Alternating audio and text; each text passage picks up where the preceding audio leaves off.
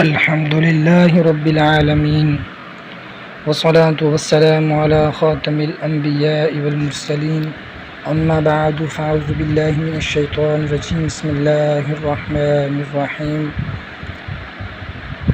مشہور صحابی رسول حضرت ابو ہریرہ رضی اللہ تعالیٰ عنہ سے روایت ہے، اللہ پاک کے آخری نبی رسول ہاشمی مکی مدنی محمد عربی صلی اللہ تعالیٰ علیہ وآلہ وسلم نے فرمایا جو میری قبر کے پاس مجھ پر سلام عرض کرے، اللہ پاک اس پر ایک فرشتہ مقرر فرمائے گا جو مجھ تک اس کا سلام بھی پہنچائے گا اور دنیا و آخرت کے کاموں میں اس کی کفایت بھی کرے گا، اور قیامت کے دن میں سلام پیش کرنے والوں کی شفاعت بھی کروں گا۔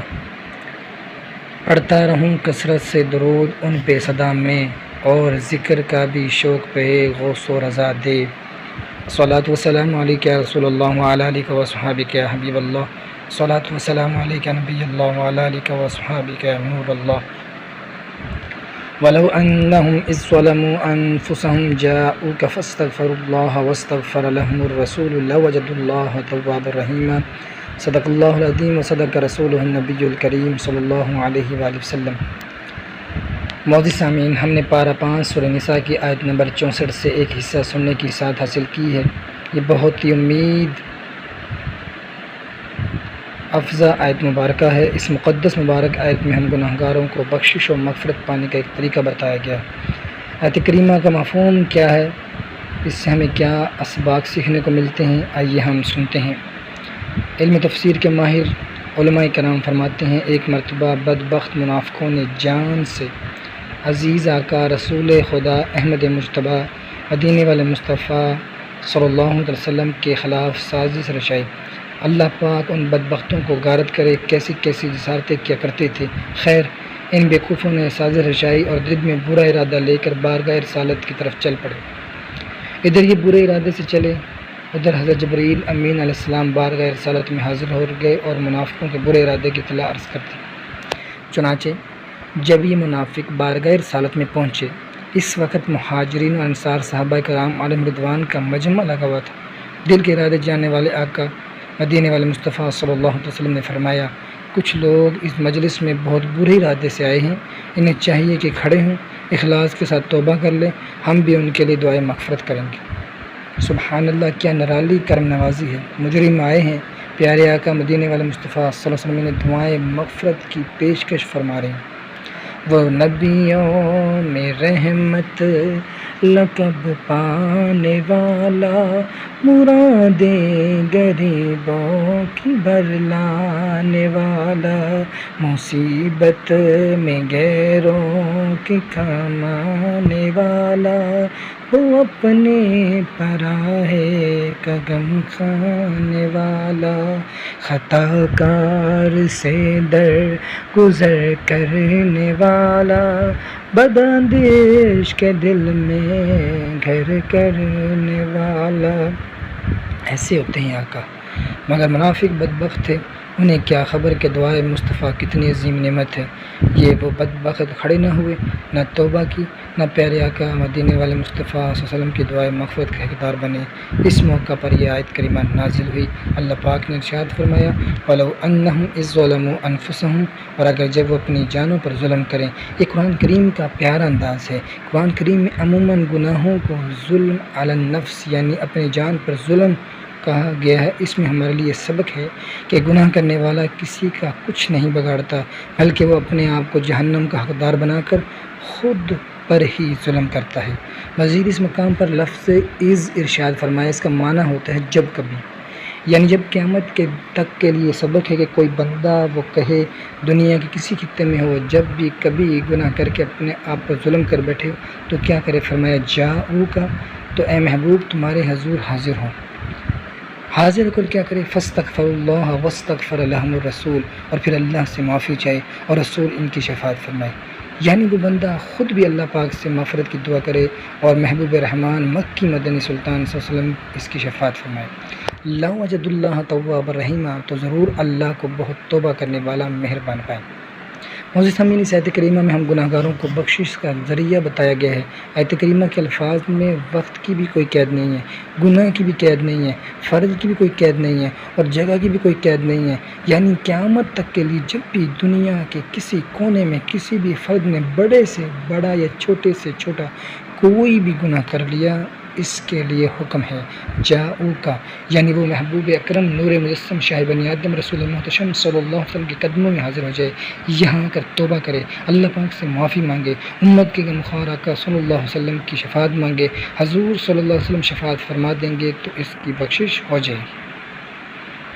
کیا نرالی شان ہے۔ سیدی اعلیٰ حضرت رحمۃ اللہ علیہ لکھتے ہیں، کر کے تمہارے گناہ مانگے تمہاری پناہ، کر کے تمہارے گناہ مانگے تمہاری پناہ، تم کہو دامن میں آ، تم کہو دامن میں آ، تم پہ کروڑوں درود۔ ایک جگہ اور فرماتے ہیں، چور مالک سے چھپا کرتے ہیں یا اس کے خلاف، تیرے دامن میں چھپے چور انوکھا تیرا۔ دنیا میں انداز یہی ہے، جب کوئی چور چوری کرتا ہے تو مالک سے چھپنے کی کوشش کرتا ہے، مگر اس سخی دربار کا نرالا انداز ہے۔ یہاں مجرم کو فرمایا جا رہا ہے جاؤ کا، محبوب صلی اللہ علیہ وسلم کے دامن کرم میں پناہ لے لو، جن کی نافرمانی کی ہے انہیں کے قدموں میں حاضر ہو جاؤ۔ کس لیے؟ گناہ کی سزا پانے کے لیے نہیں بلکہ لوجد اللہ تواب رحیمہ، یعنی یہاں پہنچ کر توبہ قبول ہوگی، تمہارے گناہ بخشے جائیں گے، مزید کرم بالائے کرم یہ کہ اللہ پاک کی رحمت اور مہربانی نصیب ہو جائے گی۔ مجرم بلائے آئے ہیں جاؤ کہے گواہ، پھر رد ہو کب یہ شان کریموں کی در کی ہے۔ گناہ گار جو مدینے پہنچے تو خود اپنی مرضی سے نہیں آئے، رب کائنات نے جاؤ کا فرما کر اس در پاک پر آنے کا حکم دیا ہے، یہاں آنے کا بلاوا ملا ہے تب آئے ہیں، اور سخی لوگوں کی یہ شان ہے کہ اپنے در پر بلا کر خالی ہاتھ واپس لوٹا دیں۔ تجھ سے چھپاؤں منہ تو کروں کس کے سامنے، تجھ سے چھپاؤں منہ تو کروں کس کے سامنے، کیا اور بھی کسی سے توقع نظر کی ہے۔ اے حبیب کبریا صلی اللہ علیہ وسلم، آپ سے منہ چھپا کر میں کس کے سامنے اپنی حاجت لے کر جاؤں گا؟ کون میرا سیاہ چہرہ دیکھے گا؟ آپ کے سوا اس دنیا میں ہمارا کون ہے جس سے ہم مہربانی اور توجہ کی امید رکھیں، جو ہماری خالی جھولیوں کو بھر سکے؟ نہیں، آپ کے سوا ہمارا کوئی نہیں ہے۔ مسلمانوں کے چوتھے خلیفہ حضرت علی المرتضیٰ شیر خدا رضی اللہ عنہ فرماتے ہیں، تاجدار مدینہ صلی اللہ علیہ وسلم کو ظاہری دنیا سے پردہ فرمائے ابھی 3 دن گزرے تھے، ایک بدوی یعنی عرب کا دیہاتی مزار عنوان پر حاضر ہوا، اس نے اپنے آپ کو قبر منور پر گرا دیا اور مزار کی پر نور خاک کو اپنے سر پر ڈالا اور عرض کی، یا رسول اللہ صلی اللہ علیہ وسلم، جو کچھ آپ نے اللہ پاک سے سنا ہے وہ ہم نے آپ سے سنا ہے۔ یا رسول اللہ صلی اللہ علیہ وسلم، اللہ پاک فرماتا ہے، اور اگر جب وہ اپنی جانوں پر ظلم کریں تو اے محبوب تمہارے حضور حاضر ہوں اور پھر اللہ سے معافی چاہیں اور رسول ان کی شفاعت فرمائیں تو ضرور اللہ کو بہت توبہ قبول کرنے والا مہربان پائیں۔ اس عربی نے عرض کی، یا رسول اللہ، میں نے اپنے اوپر ظلم کیا ہے، یعنی مجھ سے گناہ ہو گیا ہے، اور آپ کی بارگاہ بے کس گناہ میں حاضر ہوا ہوں تاکہ آپ صلی میرے لیے استغفار یعنی دعائے مغفرت فرمائیں۔ سبحان اللہ کا کریم رؤوف رحیم صلی اللہ علیہ وسلم کے کرم کی قربان جائیے۔ ادھر عربی نے عرض کیا تھا، ادھر قبر پر نور سے آواز آئی، قد غفر لک، تیرے گناہ بخش دیے گئے۔ مجرم بلائے آئے ہیں جاؤ کہیں گواہ، پھر رد ہو کبھی یہ شان کریموں کی در کی ہے۔ اس طرح ایک روایت علامہ ابن جوزی رحمۃ اللہ علیہ نے عیون الحکایت میں بھی نقل کی ہے۔ حضرت محمد بن حرب حلالی رحمۃ اللہ علیہ بیان کرتے ہیں، ایک مرتبہ میں روضہ مصطفیٰ صلی اللہ علیہ وسلم پر حاضر تھا، میں نے دیکھا ایک عربی یعنی عرب کے دیہات کا رہنے والا حاضر دربار ہوا اور حضور نبی کریم صلی اللہ علیہ وسلم کی بارگاہ بے کس گناہ میں عرض کی، یا رسول اللہ صلی اللہ علیہ وسلم، اللہ پاک نے ہم پر جو سچی کتاب نازل فرمائی اس میں اللہ پاک فرماتا ہے، اور اگر جب وہ اپنی جانوں پر ظلم کرے تو اے محبوب تمہارے جو حاضر ہوں۔ اس عربی نے یاد پڑھنے کے بعد عرض کیا ہے، میرے آقا صلی اللہ علیہ وسلم، میں اپنے گناہوں کی معافی کے لیے آپ کے دربار ہر بار میں حاضر ہوں، آپ صلی اللہ علیہ وسلم کو اللہ پاک کی بارگاہ میں اپنا شفیع یعنی شفاعت کرنے والا بناتا ہوں۔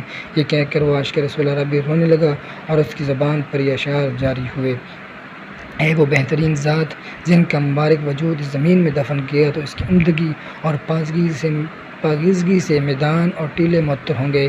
میری جان فدا ہو اس قبر انور پر جس میں آپ سلم آرام فرما رہے ہیں، جس میں پاک دامنی سخاوت اور عفو و کرم کا پیش بہا خزانہ ہے۔ وہ عاشق رسول کافی دیر تک روتے رہے، ان اشعار کی تکرار کرتا رہا، پھر اپنے گناہوں کی معافی مانگتا ہوا اشک بار آنکھوں سے رخصت ہو گیا۔ حضرت محمد بن حرب حلالی رحمۃ اللہ فرماتے ہیں، جب میں سویا تو خواب میں سرور عالم صلی اللہ علیہ وسلم کی زیارت سے شرف یاب ہوا۔ آپ صلی اللہ علیہ وسلم نے مجھ سے فرمایا، اس عرابی سے ملو اور اسے خوشخبری سنا دو کہ اللہ پاک نے میری شفاعت کی برکت سے تیری مغفرت فرما دی ہے۔ سرے گذشت غم کہوں کس سے تیرے ہوتے ہوئے، کس کے در پر جاؤں تیرا آستانہ چھوڑ کر، بخشوانا مجھ سے عاصی کا روا ہوگا کیسے، کس کے دامن میں چھپوں دامن تمہارا چھوڑ کر۔ سبحان اللہ۔ معزز سامعین، دونوں واقعات پر غور کیجیے، ان سے واضح پتہ چلتا ہے کہ ہمارے آقا مدینے والے مصطفیٰ صلی اللہ علیہ وسلم اپنی امت سے کتنی محبت فرماتے ہیں، کتنی رحیم ہیں، کتنی کریم ہیں۔ ذرا سوچیے تو صحیح، جب ہمارے آقا صلی اللہ علیہ وسلم دنیا میں تشریف لائے تب بھی ربی حبلی امتی آپ کی زبان پر تھا۔ جب تک دنیا میں تشریف فرما تھے امت کے غم میں غمگین رہا کرتے تھے۔ جب ظاہری دنیا سے پردہ فرمایا تب بھی ربی حبلی امتی آپ کی زبان پر تھا، اور اب جب کہ مزار مبارک تشریف فرما ہیں، الحمدللہ اب بھی حیات ہیں، کرم بھی فرماتے ہیں، گناہ گاروں کی بخشش بھی کرواتے ہیں، شفاعت بھی فرماتے ہیں، امت کے حالات سے آگاہ بھی ہیں اور بگڑیاں بھی بناتے ہیں۔ جن کا نہ بھاؤ کوئی دنیا میں پوچھتا ہو، سینے سے ان کو آقا اپنے لگا رہے ہیں۔ امت کے حال سے آگاہ ہر گھڑی آپ خوابوں میں آ رہے ہیں، بگڑی بنا رہے ہیں۔ دنیا مزار حشر جہاں ہیں، غفور ہیں، ہر منزل اپنے چاند کی منزل غفر کی ہے۔ معزز سامعین، کاش 100 کروڑ کاش ہمیں بھی موقع نصیب ہو، ہم بھی مدینہ منورہ حاضر ہوں، گنبد خضرا کے سائے میں سنہری جالیوں کے سامنے سر جھکا کر ہاتھ باندھ کر دربار رسالت میں شفاعت کی بھیک مانگے۔ ہم بھی عرض کریں، یا رسول اللہ، گناہوں میں لڑکھڑا ہوا ہوں، سر سے پاؤں تک گناہوں میں ڈوبا ہوا، آپ کا غلام حاضر دربار ہے، بخشش کی خیرات مانگتا ہوں۔ میں کر کے ستم اپنی جان پر، قرآن سے جاؤ کا سن کر آیا ہوں بہت شرمندہ سا، سرکار توجہ فرمائیں، سرکار توجہ فرمائیں۔ اسألک الشفاعۃ یا رسول اللہ، یا رسول اللہ میں آپ سے شفاعت کی بھیک مانگتا ہوں۔ اسألک الشفاعۃ یا رسول اللہ، یا رسول اللہ میں آپ سے شفاعت کی بھیک مانگتا ہوں۔ اسألک الشفاعۃ یا رسول اللہ، یا رسول اللہ میں آپ سے شفاعت کی بھیک مانگتا ہوں۔ معزز سامعین، اسے پتہ چلا مدینہ منورہ میں روضہ مصطفیٰ کے سامنے حاضر ہو جانے سے مغفرت کی بھیک ملتی ہے۔ دوسری جگہ اللہ پاک فرماتا ہے، وَسَارِعُوا إِلَىٰ مَغْفِرَةٍ مِّن رَّبِّكُمْ وَجَنَّةٍ، اور اپنے رب کی بخشش اور اس جنت کی طرف دوڑو۔ اعلیٰ حضرت کے والد محترم مولانا نقی علی خان رحمۃ اللہ علیہ نے اس جگہ بہت ایمان افروز مدنی پھول دیا ہے۔ آپ کے فرمان کا خلاصہ کہ ان دونوں آیتوں کو ملا دیجیے۔ پہلی آیت میں اللہ پاک نے یہ بتایا ہے کہ مدینہ منورہ میں حاضر ہونے، وہاں توبہ کرنے سے رسول اکرم صلی اللہ علیہ وسلم کی شفاعت کی برکت سے مغفرت ملتی ہے۔ دوسری آیت میں رب کریم فرماتا ہے، رب کی مغفرت کی طرف جلدی جلدی دوڑ کر پہنچو۔ ان دونوں آیتوں کو ملانے کا نتیجہ یہ نکلے گا کہ قرآن ہمیں یہ تعلیم دے رہا ہے، اے گناہ گار بندو، اے محبوب کی امتیوں، جو اپنے جانوں پر ظلم کر بیٹھے ہوں، بالکل دیر مت لگاؤ، نہایت جلدی سے اپنے محبوب آقا مدینے والے مصطفیٰ صلی اللہ علیہ وسلم کے قدموں میں پہنچ جاؤ کہ وہاں تمہیں مغفرت کی خیرات ملے گی۔ پتہ چلا مدینہ منورہ حاضری کے لیے جلدی کرنا قرآنی آیات کا مطلوب ہے، لہٰذا ہمیں چاہیے کہ ہم مدینہ منورہ حاضری کے لیے جلدی کریں، جتنی جلدی ہو سکے وہاں پہنچنے کی کوشش کریں۔ جنہیں اللہ پاک نے استطاعت بخشی ہے، جو وہاں پہنچ سکتے ہیں، وہ تو مدینہ پاک حاضری میں بالکل سستی نہ کریں، جب بھی موقع ملے حاضر ہو جایا کریں۔ اور جن کے پاس استطاعت نہیں ہے، جن کے پاس مال و دولت نہیں، ظاہری اسباب نہیں ہیں، انہیں بھی چاہیے کہ حاضری مدینہ کا شوق بڑھائیں، حاضری طیبہ کے لیے تڑپا کریں، رویا کریں، دعائیں مانگا کریں۔ طلب سچی ہو تو انشاءاللہ عز و جل بگڑی سنور ہی جائے گی۔ آہ پلے زر نہیں، رخت سفر سور نہیں، تم بلا لو تم بلانے پر ہو قادر یا نبی، کس طرح تسکین دوں گا میں دل غمگین کو، رہ گیا اگر حاضری سے میں جقاصر یا نبی، آپ ہی اسباب کا پھر مہیا کیجیے، پھر دکھا دیجیے مدینے کے مناظر یا نبی۔ فرمان اعلیٰ حضرت رحمۃ اللہ علیہ کا خلاصہ ہے، سرور عالم صلی اللہ علیہ وسلم کے روضہ پر نور پر حاضری اور وہاں کی خاک کو بوسہ دینے کی سعادت سب مستحبات سے اعظم اور اہم بلکہ قریب و واجب ہے۔ جذب القلوب میں شیخ محقق علامہ عبدالحق محدث دہلوی رحمۃ اللہ علیہ نقل کرتے ہیں، جب کوئی مسلمان زیارت کی نیت سے مدینہ منورہ آتا ہے تو فرشتے رحمت کے تحفوں سے اس کا استقبال کرتے ہیں۔ لاکھوں قدسی ہیں کام خدمت پر، لاکھوں گرد مزار پھرتے ہیں۔ حضور اکرم صلی اللہ علیہ وسلم کی خدمت کے لیے لاکھوں فرشتے حاضر ہوتے ہیں اور لاکھوں فرشتے آپ صلی اللہ علیہ وسلم کے روضہ پر نور کے گرد چکر لگاتے ہیں۔ سنن دار قطنی میں روایت ہے، اللہ پاک کے رسول مقبول بی بی آمنہ کے پھول صلی اللہ علیہ وسلم نے فرمایا، جس نے میری قبر کی زیارت کی اس کے لیے میری شفاعت واجب ہو گئی۔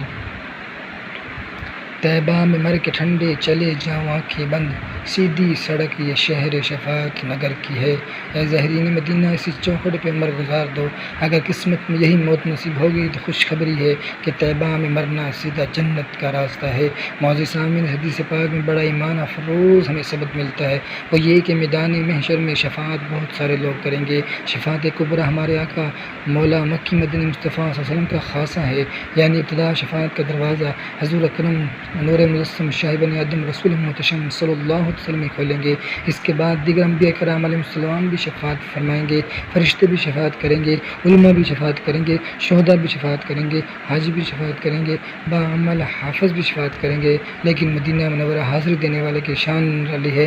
پیارے آقا مدینے والے مصطفیٰ صلی اللہ علیہ وسلم نے فرمایا، من زار قبری وجبت لہو شفاعتی، یعنی جو میری قبر کی زیارت کرے اس کے لیے میری شفاعت واجب ہو گئی۔ یہاں لفظ شفاعتی ہے، اس کا مطلب یہ بنتا ہے کہ روضہ پاک کی زیارت کرنے والے کی شفاعت علماء نہیں کریں گے، فرشتے نہیں کریں گے، شہداء نہیں کریں گے، حاجی یا حافظ نہیں کریں گے، بلکہ اس کی شفاعت خود تاجدار انبیاء رسول خدا احمد مجتبیٰ صلی اللہ علیہ وسلم فرمائیں گے۔ سبحان اللہ، یہ بڑی سعادت ہے۔ حضور اکرم نور مجسم شاہ بنی آدم رسول محتشم صلی اللہ علیہ وسلم خود شفاعت فرمائیں، کیونکہ شفاعت مصطفیٰ کا انداز ہی نرالا ہوگا، اس کا لطف ہی نرالا ہوگا، اس کا ذوق ہی نرالا ہوگا۔ اعلیٰ حضرت امام اہل سنت شاہ امام احمد رضا خان رحمۃ اللہ علیہ فرماتے ہیں، کیا ہی ذوق افزا شفاعت ہے تمہاری، واہ واہ، قرض لیتی ہے گناہ پرہیزگاری، واہ واہ۔ مطلب یہ کہ آقا مولا مدینے والے مصطفیٰ صلی اللہ علیہ وسلم روز قیامت میدان محشر میں جب لوگوں کی شفاعت فرما رہے ہوں گے تو آپ کی شفاعت فرمانے کا انداز، اس کا لطف اور اس کا ذوق ایسا نرالا ہوگا کہ وہ لوگ جو بخشائے ہیں، جنہوں نے گناہ نہیں کیے ہوں گے، جو بغیر حساب کے جنت میں داخل کردار ہوں گے، جو پرہیزگار ہوں گے، وہ اس ذوق افزا شفاعت کو دیکھ کر حسرت کریں گے کہ کاش ہمیں بھی شفاعت مصطفیٰ نصیب ہو جائے۔ بہرحال حدیث پاک سے معلوم ہوا، جو بندہ روضہ پر نور کی زیارت کرنے کے ساتھ حاصل کرتا ہے، اس کو کسی اور کی نہیں بلکہ خود صلی اللہ تعالی علیہ وآلہ وسلم کی شفاعت نصیب ہوگی۔ سبحان اللہ، اللہ پاک نصیب فرمائے۔ حضرت عبداللہ بن عمر رضی اللہ عنہ سے روایت ہے، رسول رحمت شفیع امت صلی اللہ علیہ وسلم نے فرمایا، من جاءنی زائرا، جو میری بارگاہ میں زیارت کے لیے حاضر ہوا، لا تؤملہ حاجۃ الا زیارتی، اس کے علاوہ اسے کوئی حاجت نہ ہو، یعنی نہ تجارت کے لیے آیا نہ کسی اور مقصد کے لیے آیا، صرف اور صرف میری زیارت کے لیے مدینہ منورہ پہنچا، کان حقا علی ان اکون لہ شفیعا یوم القیامہ، مجھ پر حق ہے کہ میں روز قیامت اس کی شفاعت کروں۔ ایک روایت میں فرمایا، کان فی جواری یوم القیامہ، یعنی جو خاص میری زیارت کے لیے مدینہ منورہ پہنچا وہ روز قیامت میری جوار رحمت میں ہوگا۔ کعبہ کا نام تک نہ لیا، طیبہ ہی کہا، پوچھا تھا ہم سے جس نے کہ نہضت کدھر کی ہے، یعنی جب مجھ سے پوچھا گیا کہ کہاں کا ارادہ، تو میں نے یہ نہ کہا کہ میں حج کرنے جا رہا ہوں یا کعبے کی زیارت کے لیے جا رہا ہوں، بلکہ میرا ایک ہی جواب تھا کہ یہ میں سرکار علی وقار مکی مدنی تاجدار صلی اللہ علیہ وسلم کے پاکیزہ دیار طیبہ تشریف جا رہا ہوں۔ معزز سامعین، اللہ پاک ہمیں عشق مدینہ نصیب فرمائے۔ مدینہ منورہ کی یادوں میں تڑپتا چاہیے، حاضر مدینہ کے لیے مچلنا چاہیے۔ سر زمین مدینہ کی اہمیت کا اندازہ اس سے لگائیے کہ ہمارے آقا مدینے والے مصطفیٰ صلی اللہ علیہ وسلم نے فرمایا، جس سے ہو سکے وہ مدینے میں مرے، کیونکہ میں اہل مدینہ کی شفاعت فرماؤں گا۔ محدث اعظم پاکستان رحمۃ اللہ علیہ کا عشق رسول بھی کمال تھا۔ جب مدینہ منورہ حاضری ہوئی تو آپ نے کچھ بال و ناخن شریف مدینہ منورہ میں دفن کر دیے اور رسول اکرم نور مجسم شاہ بنی آدم صلی اللہ علیہ وسلم کی خدمت میں حاضر کیا، یا رسول صلی اللہ علیہ وسلم، مدینہ پاک میں مرنا تو میرے اختیار میں نہیں ہے، البتہ اپنے جسم کے چند اجزاء دفن کر کے جا رہا ہوں کہ ہم غریبوں کے لیے یہی غنیمت ہے۔ طیبہ میں مر کے ٹھنڈے چلے جاؤ آنکھیں بند، سیدھی سڑک یہ شہر شفاعت نگر کی ہے۔ اے ظاہرین مدینہ اسی چوکھٹ پر عمر گزار دوں، اگر قسمت میں یہی موت نصیب ہو گئی تو خوشخبری ہے کہ طیبہ میں مرنا سیدھا جنت کا راستہ ہے۔ اللہ پاک ہمیں عشق مدینہ نصیب فرمائے، شوق مدینہ نصیب فرمائے۔ کاش مدینہ منورہ میں بار بار حاضری ہو، بالآخر بقیع پاک میں 2 گز زمین مل جائے۔ اللہ پاک ہم نے سب کو عشق مدینہ، ذوق مدینہ، ذکر مدینہ، فکر مدینہ، یاد مدینہ کی دولت نصیب عطا فرمائے۔ اللہ تعالیٰ سے دعا ہے جو کچھ سنایا اس پر ہم سب کو عمل کرنے کی توفیق عطا فرمائے، آمین بجاہ النبی الامین صلی اللہ تعالی علیہ وآلہ وسلم۔